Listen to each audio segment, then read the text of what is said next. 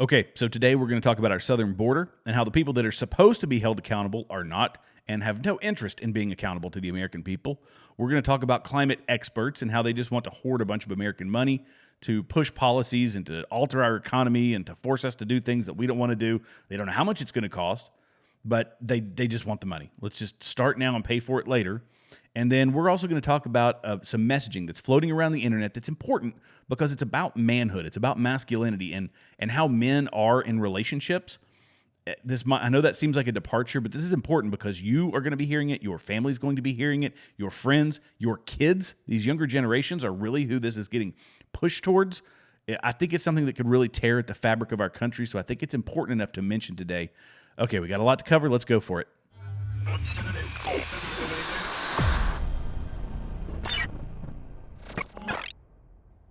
Okay, welcome back to Continue Freedom. If this is your first time here, welcome. Be sure to like, subscribe, leave comments below. We are on X, Locals, Rumble, and YouTube. Okay, the first thing we're going to talk about today is, we're going to let America's favorite senator, John Kennedy, lead us through this. This is questioning in the Senate Budget Committee, and they're talking about how climate change threatens supply chains. Now, if these are people, there were people from Cambridge, from other consultant, organizations, and as consultants, I saw a poster years ago, and it said, when there is no solution, there's money to be made in prolonging the problem, and it was talking about consultants. That's what I think about the consultant, groups out there. They really aren't solving a whole lot, but I don't even know how to explain them, but they're a waste of money. But nonetheless, these are climate consultants, and he's just asking them a simple question. He went through the sequence of, hey, if you were king for a day, what would you do? What are the things you would implement? And they are these big, massive, audacious goals, things that could not be done in 25 years. Let's be perfectly honest. You're talking about completely transforming the entire U.S. economy by force, not by, letting the market move as the market wants to move. We're talking about doing it by force, by government force. And now he gets to the point where he's like, well, how much is this going to cost? Y'all just tell me. You've done all the math on this. You've done all the analysis on how to fix our, climate change, as you want to call it. How much is this going to cost us? And so he starts asking them. Does anybody have one? So my answer is you start out with $200 billion and you get down to a cost savings by 2040. What would be the total cost by 2050, you think? At most, a couple of $100 billion by 2050 over 25 years. So you think we can totally decarbonize America by a couple of $100 billion? Well, I didn't say totally decarbonize because remember I said carbon capture neutral. and start. You're right. So this guy that was just talking, he doesn't believe that we should be entirely carbon neutral. The guy from Cambridge, who you'll hear from in a minute, he believes that we should be not just carbon neutral, but completely decarbonized. So everybody's driving an EV, which you can't do without carbon, by the way. Everybody is using solar and wind and all of this stuff. And his plan would be trillions and trillions and trillions of dollars to do in the next 25 years. This guy is saying, no, we do carbon capture. We can't get rid of all of it. And then there's another guy in here. So they had an even keel number of people with different solutions to global warming, or I'm sorry, not global warming, global cooling. Or no, not global cooling anymore. It's climate change because it changes constantly. Okay, let's keep going. Carbon neutral. Right. Does anybody disagree with that? I personally, that estimate is probably, is that a yearly figure, I'm assuming? No, that's total. Total, That's 200 billion. 200 billion He's like, for the whole For package. total with some. What is your figure, Professor? I'm not prepared to give a figure. You don't know. You just want us to do it and pay for it later. It's Do you have a figure, ma'am? No, sir, this is really out of my area of expertise. Can you, either you gentlemen? Senator, I don't have a figure, and I wouldn't want to do the task you assigned me. But if you did, and I had to do that, I would take the Green New Deal and implement it. I would put the U.S. economy on a... How much would it cost? It'll cost our country, our liberties, our economy. We'll have to nationalize How the much energy- will it cost? our country. Okay, do you have? That was a reasonable answer, if you I ask me. have seen estimates that are a much higher percentage of GDP than Dr. Rose has indicated. I mean, it's frustrating, folks. I don't mean to be rude, but I can't tell you how many hearings I've been through. And you say, well, the world is coming to an end. Okay? All right. How much will it cost? We don't know. The We're not point is, Senator, that the sure. cost of doing We're nothing not is higher. sure. And there he interjects. You see, Senator, the cost of doing nothing. They love to make this emotional plea. The cost of doing nothing is everything. And so we have to do it now. It doesn't matter what it costs. Why are you asking me a dollar figure? We just have to make it happen. We have to force the American people to go this way. We have to force our economy to do these things. Can the cost, as if we had money that we could throw towards these things, which we do not, unless we start taxing everybody at 100%. We don't have the money to do this. And so, yeah, that's the argument that guy interjected. Oh, the cost of doing nothing is everything. Oh, please, give me a break. We need to get back to you. No fair-minded policymaker is going to embark on something that might cost a minimum of $200 billion. Based on what I've read, that's low. I don't know why you won't just answer straight. It's a difficult question to answer because Of course it's difficult. That's what you're here for. technology advances at different rates, and so if You if want us to just go start and then worry about the cost later? Come on, Professor. This isn't Cambridge. These are taxpayers we paying need for to all make this. hard decisions now to transition. Well, then the how economy much to will net they zero. cost? We need to invest. You don't even we need know. There you go. I'm done, Mr. Chairman. Hallelujah. They have no idea. They don't consider, this is the problem with 90% of what the Democrats want to do is push things that they don't know how we're going to pay for them. Or they're just, they believe in modern monetary theory, which means that because we're the world reserve currency, and this is downplaying it quite a bit, but just because we're the world reserve currency, we can just spend whatever we want to spend, as much as we want to spend, print as much as we want to print, and we can never go broke because we can always print enough money to pay off our debt. It makes 0 sense, and that same policy is what's gotten us to the level of inflation we have now, where we have, massive increases in prices across the board for all of our goods just to exist in this. Like, I was listening to Patrick Bet-David the other day, and they were talking about the housing market, and their belief is that no, the $85,000 or whatever it is to be in the middle class, no, you need to be at $120,000 to be inside the middle class now. Like, it is just, people can't survive in this type of environment with the cost of goods rising at this rate, our money supply increasing at this rate, and having 0 changes to our wages, and yet they just want to keep spending more and more and more, because these people work for these private institutions, and they work for these academies of higher learning or institutes of higher learning that have multi-billion-dollar endowments, so they'll just up their paycheck. Whoop-de-doo. It is maddening that someone would have the gall to get in front of our elected representatives, the people who are our voice, and not be prepared to answer questions. And it's not just the people around the climate. We're going to talk right now about Alejandro Mayorkas. Alejandro Mayorkas, and let me pause this. Alejandro Mayorkas is one of the, I don't even know how to explain it, but this guy shows 0 shame in getting in front of the American people, our elected representatives. He sees it as a competition against the politicians. He doesn't see it for what it should be, which is him addressing us on our concerns, because those people are supposed to speak for us. I can't vouch for how well they all do in speaking for us, but what I can say is that the American people should be watching this stuff, getting answers for why our border is wide open. Why are our cities being filled with illegal immigrants? Why is our homeless crisis, been exploded to the level that it has? Why have our drug overdoses exploded to the levels that they have? But he's not interested in doing that. He's not interested in being accountable to the American people, the ones, and to our Constitution that he has sworn an oath to protect and defend. Like everybody else who's in, any type of law enforcement, he's Department of Homeland Security. Our Constitution is supposed to be his guiding principle, and yet he just ignores it. He wipes his butt with it in the morning. It is absolutely infuriating. And then when he's here to answer questions, he gives these non-answers. And I will say that Senate hearings, more often than not, are a waste of time, unless you can read through the doublespeak. So you always find the people who are willing to answer the question succinctly, and then find the people who give long, slow, nebulous answers like this guy, because he's just trying to get through it. He doesn't care about being accountable to us. He doesn't care about giving us actual answers about what's going on in this country. So let's listen. Terry, thank you for being here today.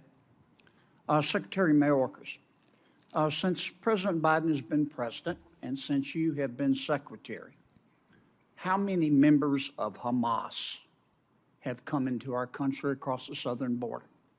Senator, I'm not aware of a member of Hamas crossing the border. The correct answer, by the way, is I don't know, because they've only encountered about 10-15% of the people that are coming across the border. So the correct answer is I don't know. He just says I'm not aware of one because it hasn't been part of our encounters. Have you stopped a member of Hamas from coming in? Senator, I am not aware of a member of Hamas being encountered at our southern border. Have you vetted all of the people who have, all of the 8.4 million people who have come into our country illegally? Senator, you and I have spoken about this before. As you know, we screen and vet individuals. Have you vetted all of them? Senator, as you know, we screen No. and vet individuals whom we encounter. You haven't Whom we vetted all encounter. of them, have you? Senator, as I said, we screen and vet individuals whom we encounter at our All right, border. I want to move on because with respect, Mr. Secretary, to quote a public official in my state, it takes you an hour and a half to watch 60 Minutes. And you try to filibuster us and use up our time. What is a safe third country policy? What he's talking about is if you listen to the tonality, if you listen to the way that he answers the questions, he gives these slow, methodical, very slow and deliberate responses. And so he controls the pace. These people only have 5 minutes to answer a question. If he actually cared about answering questions for the American people, he would show up. He would give very concise, specific answers. Let us know what is going on at the southern border. Be honest with us and say, we have not encountered, but we're only, reaching, or we're only encountering about 10% of the people or 20% of the people actually coming across the southern border. So 75% are unaccounted for. I do not know. I'm working to rectify that problem, and here's what I'm going to do to fix it. But no, he doesn't care about that because the policy prescription by the Obama administration is to, or not Obama, the Biden administration, probably Obama administration, the Biden administration is to just allow la-di-da-di everybody across the border. Let them on in. We don't care about the fentanyl coming across the border. We don't care about the excessive number of homeless people around border states. We don't care about the criminals coming in. We just need those voters, because amongst them, that's a price for people to pay. But the important thing is we're getting voters. We're getting people that we can just land in Democrat areas. And the Democrats better not say anything, our fellow Democrats, because we'll do what we did to Eric Adams. Next thing you know, once he says this is going to destroy our city, now he's got a sexual harassment case brought against him. Now, I'm not saying it's, he didn't sexually harass somebody, but the timing is odd for these folks. That the minute they step out of line, the minute anybody steps out of line, you've got some sort of a lawsuit or something that's embarrassing that's going to put you at risk and that's going to make you step out of your position so that they can put in, a yes man or a yes woman like, what's her name that's running it now? It's running New York now. So, it's shameful to have somebody like Alejandro Mayorkas. This guy is, people can say thank you for your service. But this guy, I'll be perfectly honest, he is, I've not seen any indications he's a very good servant of the American people. What I can say is that he's made the situation worse. He's made the safety and security of our country worse. And I can say that he is just a pure, cold-blooded political figure who is just doing his part to help wreck our country. That's it. And he wants some credit for it as if he's some great public servant. No. If you're that bad at your job, you deserve no credit. You deserve zero credit. Shameful. Shameful. You are there to answer our questions from our elected representatives. The fact that you won't do it speaks volumes about you as a person. Okay. So the last thing we're going to talk about today, this is... I'll tell you, this is something very troubling. And it's some messaging that's been going around. I'll be honest, I feel like some people have kind of spun off of, like Jordan Peterson has talked a lot about masculinity. And his messaging behind it is great. It's that, men are supposed to be leaders. We are supposed to be leaders in the house. We are, we take the hardest jobs. We're the bricklayers. We're the people building this whole society. We build the roads. We do the power lines. We keep this whole complicated process running. And masculinity now, and this is a kind of a hard one to approach, but I'm going to show you this video clip. It's if you haven't heard of what's her name, H. Pearl Davis. H. Pearl Davis has made a lot of waves on social media as she's really an advocate for men. But she talks about how, women nowadays, they're talking about traditional gender roles and all that stuff and how some of that should be brought back. But she has brought some people on that are pretty horribly troubling, and I'm going to share this. So listen to this guy, and you'll see why I'm so disgusted by him. But listen to what he says.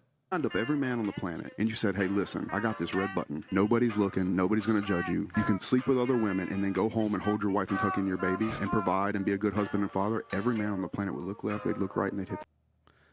And, okay, this video has gotten, not this one right here in particular, this video, but it's been spread through multiple other platforms and other,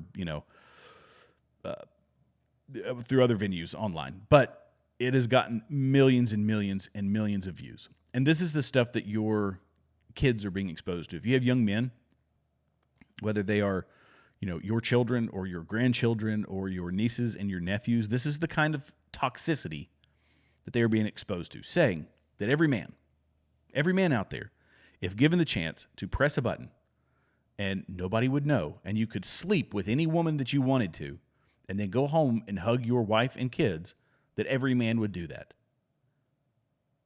I cannot explain to you how wrong that is. And they call anybody who speaks out against it a simp. This is because these people, like this guy right here, he's rich, right? He's a rich dude. He's fit. That's awesome. A rich, fit guy. He can get a lot of women. A lot of women these days are, they're attracted to that. And they should be. They always have been. I mean, there's nothing wrong with being rich and fit. But if this guy thinks, that's what he thinks of commitment. He's not committed to anybody. He's incapable of commitment. He says, "Oh no, I can still have my wife and kids, and I can sleep with a bunch of other women." And to somehow glorify that, which Pearl Davis has done, she's saying that, this is just the reality behind men. Our kids need to understand, especially young men. Young men need to understand that the world that they're growing up in is one that shuns commitment. First off, people don't want to get married. People don't want to have kids. That feminism is telling women that, hey, your job is more important than you having children and you having a family. And, this is kind of the environment that young men are stepping into. But I will tell you that there's a book right here behind me that is really a guiding principle that teaches you why you shouldn't be, cheating on your spouse, why you shouldn't be cheating on your significant other, the value of commitment to someone else. And there is more to be said, and there is more admirable about a man finding a woman and raising children and being committed to them above anything and everything else. That is far more admirable than being rich with an 8-pack and sleeping with a bunch of women. Not to mention the fact that, women, and you can read boatloads about this, women and the emotional connection that they have to, to men and physical contact and all of that kind of stuff. But you're creating an environment, A, that it's conducive to having children out of wedlock, which is wrong. B, it is showing people that, no, you don't need, a man does not need, you're nothing more than a breeder, is really what they reduce it down to. That you're there to meet your most basic desires of sex. And you can abandon your, forget your wife. Who cares? Oh, yeah, no, I love my wife. I just want to be able to, respond to my baser instincts of sexual attraction with a whole bunch of other people. Share that very special part of my life with a whole bunch of other people. And even if it's to the detriment of my wife, she should just accept that. This is toxic stuff being pushed around. And Pearl Davis has millions and millions of followers on all of her social media platforms. She gets tens of millions of views. And I'll be perfectly honest, I'm not one of those men. And we need to be raising our kids, the younger generation, to not be like this guy. This dude's a pig. This dude is an absolute pig. And he's not married, I don't think, is my understanding. If he is, God bless his wife. Poor thing. Poor thing. But I just want y'all to know that's something that's being passed around the internet. It's making a lot of waves. These people are showing up on the whatever podcast. That one's gotten millions and millions of views. And Pearl Davis says some good things. She's really talking about how body count for women shouldn't be a big deal, or you shouldn't be it makes them less attractive to men, which is agreeable. But she's also touting some of this stuff. She's under the premise that every man just wants to cheat, that we just want to have a lot of sexual partners. And again, I will reference the book that is behind me that's been a guiding principle in my life. It's very clear about adultery. It's very clear about having relationships with other women when you are married to someone else. It's not that complicated, and I think more people need to be reading that book, and maybe we could fix some of our societal problems that we have. But I just want you all to be aware of it. If you see H. Pearl Davis, just be aware of what she's saying to your kids, because she's definitely a massive influence. And I do not agree with this particular messaging that she is pushing forward. So that's all I will say on that one. Thank you all so much for watching today. Be sure to like, subscribe, leave comments below, and we'll see you all in the next video.